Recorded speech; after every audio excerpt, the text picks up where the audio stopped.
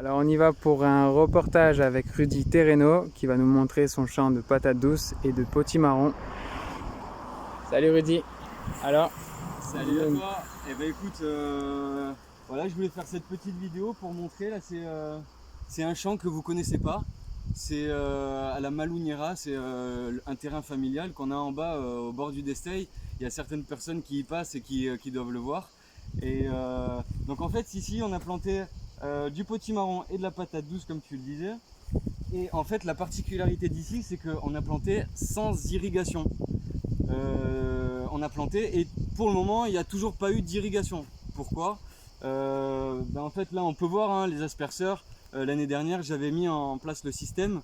On avait fait la culture avec 2 arrosages dans l'été. Ça avait bien fonctionné. Pourquoi sans irrigation? En fait pourquoi? Parce que on n'a pas d'eau. On a l'eau de la ville qui arrive, mais au prix où vous la connaissez, donc c'est pas possible, ça serait pas rentable. On a le ruisseau à côté où on a un puits, mais le puits puise forcément du ruisseau, quoi. C'est de l'eau qui s'infiltre, le puits. Donc le problème, ouais, c'est que, comme vous le savez, à l'heure actuelle, il n'y a plus beaucoup de ruisseaux qui coulent. Donc de ruisseaux ou même de fleuves, quoi, presque. l'eau se tarit un peu partout. Bah ouais, et ouais. Donc là, il y a encore un petit peu d'eau qui arrive jusqu'à une petite laune là qui est à côté du ruisseau. Mais après, il est complètement sec. Je peux pas me permettre d'aller puiser dans cette petite laune pour la sécher, tuer le peu de vie qui reste pour essayer de sauver quelques légumes. Donc là, je me dis, soit les légumes, ils y arrivent et c'est très bien, soit ils n'y arrivent pas et puis tant pis. Bon là, le problème, c'est que ça commence vraiment à sécher. Et là la patate douce elle tient très très bien la sécheresse, mais faut pas déconner non plus quoi, elle va pas pousser sur la lune. Et l'autre truc c'est que elle commence à grossir, les tubercules commencent à grossir quand les jours se raccourcissent. Et plus on avance dans le temps, plus ils vont grossir. Donc en fait il faut la récolter mi-novembre. Donc là en fait si vraiment ça venait à mourir, ça serait tout perdu tout ça quoi, en patate douce. Parce qu'il n'y a aucune tubercule quoi, quasiment en dessous. D'abord ça fait du feuillage et après ça fait de la tubercule. Donc pourquoi on est là d'ailleurs? Alors, on est là pour parler d'eau et donc des économies d'eau qu'on pourrait faire pour réussir des cultures. Là notamment on est en culture sèche et j'ai l'impression que tu as de très beaux résultats déjà. Ouais, c'est cool. Ouais. En n'ayant pas assez d'eau. Ouais. Et donc on est là pour parler de comment faire pour économiser de l'eau. Ah, ça tombe bien, j'ai un truc, j'ai une bonne idée pour ça, pour économiser de l'eau. Dis-nous tout. Je vais vous partager mon train de vie quotidien, on va dire, ouais. De comment on vit en fait, tout simplement. Hein, c'est pas. Et je voudrais mettre en avant les bienfaits de l'alimentation crue et physiologique sur le corps et en fait notre planète quoi. Ouais. Donc les bienfaits qui donc peuvent être notés avec cette pratique. Ouais. Et écoute les bienfaits. Alors déjà primo, imaginons j'arrive, je vais à la ferme de la Sousta, hop, je vais chercher mes légumes et là j'arrive à la maison, je me dis mais qu'est-ce que je vais en faire de ça? Tiens, je vais les cuisiner.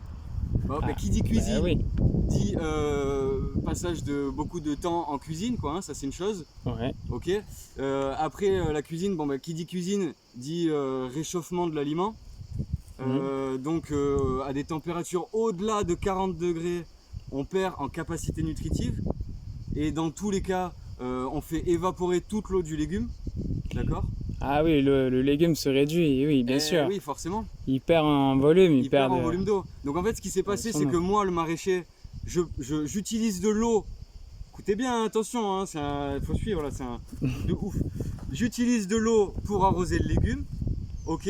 Et après, on va le mettre dans notre poêle et faire évaporer cette eau. Ok, c'est une chose. Donc déjà, ça me paraît un peu moyen, sachant qu'en fait, déjà, on peut manger cru. Donc après, je le digère peut-être mieux quand il est cuit. Ah non, ça c'est une idée reçue, ça. Ah ça bon? c'est une idée. C'est quoi ce caméraman d'abord là Je suis pas avec toi, je suis content. Non, ça c'est une idée reçue. En fait, on est des animaux, faut pas se le nier, on est des animaux. Et tout animal bien adapté à son environnement doit être capable de manger ce qu'il trouve dans la nature à l'état originel. Donc en fait le fait d'avoir besoin de le cuire, c'est pas en fait physiologiquement parlant, c'est pas possible quoi en fait. On est fait pour manger cru, c'est notre meilleure manière de fonctionner. Voilà, donc en fait je me perds un petit peu. Ce que la nature nous donne à l'état brut, hein, Exactement, être adapté à son donné. environnement, c'est pouvoir manger ce qu'on trouve dans la nature à l'état brut. Ouais. Voilà, c'est ça être adapté à l'environnement. Donc après, bon ben, le maraîcher utilise de l'eau pour faire pousser le légume. Nous, on le cuit, on fait évaporer l'eau.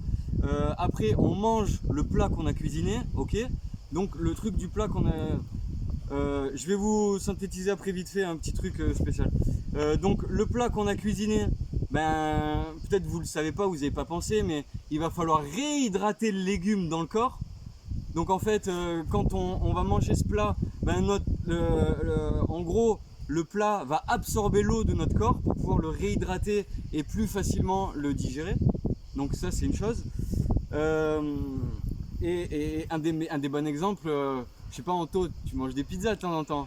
Ah ben ça m'arrive, hein, c'est le petit, Ouais, je petit vous pose péché. la question à vous aussi. Bah, moi aussi de temps en temps j'en mange un, je vous le cache pas. Hein. Mais c'est loin d'être une grande partie de mon alimentation, ça c'est clair et net. Et donc je m'aperçois bien sûr que quand je mange soit des pâtes, du pain ou des pizzas, et ben je dois boire derrière, à bloc. Et ben vous savez quoi? Vous faites l'expérience, vous venez à la ferme, vous venez manger cru avec nous à la ferme, et vous verrez que vous n'aurez même pas avec ce cagnard besoin de boire.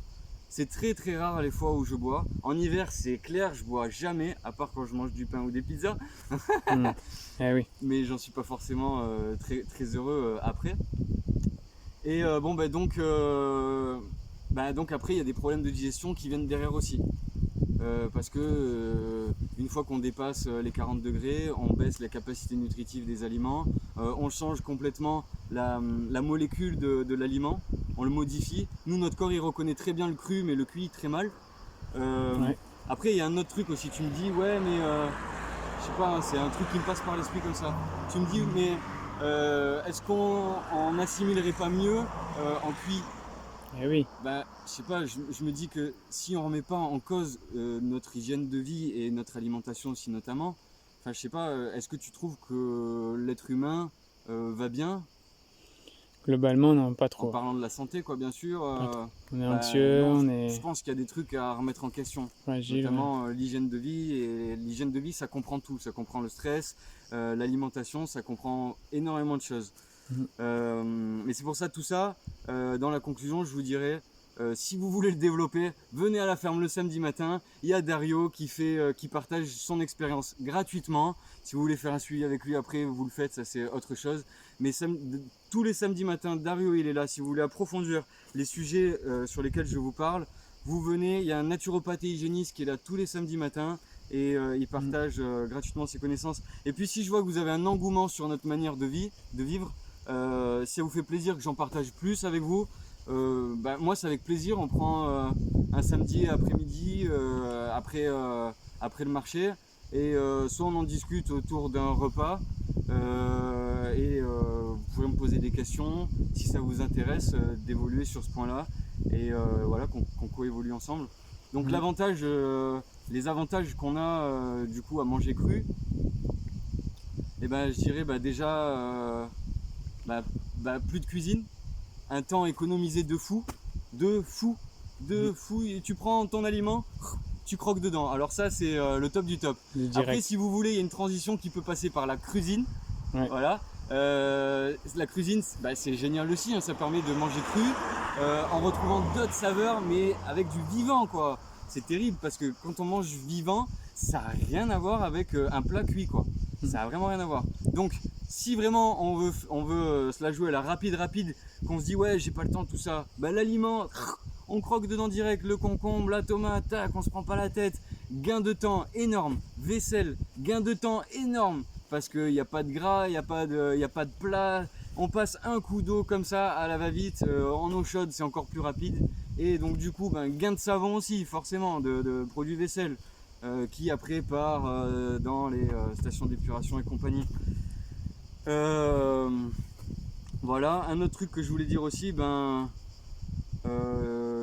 peut-être je vais basculer sur un autre sujet, j'en sais rien, mais en tout cas voilà, ça me vient, je vous le dis. Vous voulez économiser de l'eau, bah, construisez des toilettes sèches. Si si ça vous fait plaisir, eh ben vous ferez un caca heureux dans la nature. Moi, depuis que j'ai des toilettes sèches, je me régale. Et vous savez combien j'utilise d'eau par an? Je sais pas, 10 litres pour nettoyer la poubelle à chaque fois, quoi. C'est tout en fait. Et oui, au total. Bah ouais, 10 j'en litres, sais rien, j'ai vraiment une au connerie, total. peut-être plus de 10 litres. Mais il faut savoir qu'en général, par chasse d'eau, c'est 10 litres qui partent à chaque fois. Et une statistique donne pour environ 35 litres d'eau par personne, par jour. Ok, donc on multiplie, on va pas multiplier par le nombre de milliards d'êtres humains qu'on est, mais si on multiplie déjà par le nombre de millions de Français qu'on est, ça fait déjà beaucoup d'eau. Toute cette eau, c'est de l'eau qu'on pompe dans les nappes phréatiques et qui fait que du coup, moi je peux pas arroser. Parce que là, si tu regardes à côté, Allons-y. regardez monsieur le caméraman, là ça commence à en pâtir. Là on est sur. Ça en pâtir en effet. Mais il y a quand même de beaux potimarrons qui sont partis. Ouais, là on est sur une culture de potimarron et pareil, pas d'arrosage. Et là on voit que ça commence vraiment à en pâtir. Il n'y a pas assez d'eau, il y a eu quelques pluies, mais c'est clair que c'est beaucoup trop léger pour refaire les stocks d'eau. Donc là je pense que ça va bientôt se finir pour le potimarron. Et donc oui, toute cette eau qu'on pompe dans les nappes phréatiques, tout ça, les ruisseaux, en gros, c'est tout le cycle de l'eau, tout est lié dans la nature. Donc les ruisseaux en sont impactés, beaucoup de choses en sont impactées, quoi. Est-ce qu'on a autre chose à dire? Je pense que tu as fait le tour de beaucoup de points, des points les plus essentiels. Et voilà, honnêtement, je pense que tu as dit beaucoup de choses. Ouais, c'est bon. Tu pourrais peut-être conclure si tu veux nous dire, voilà.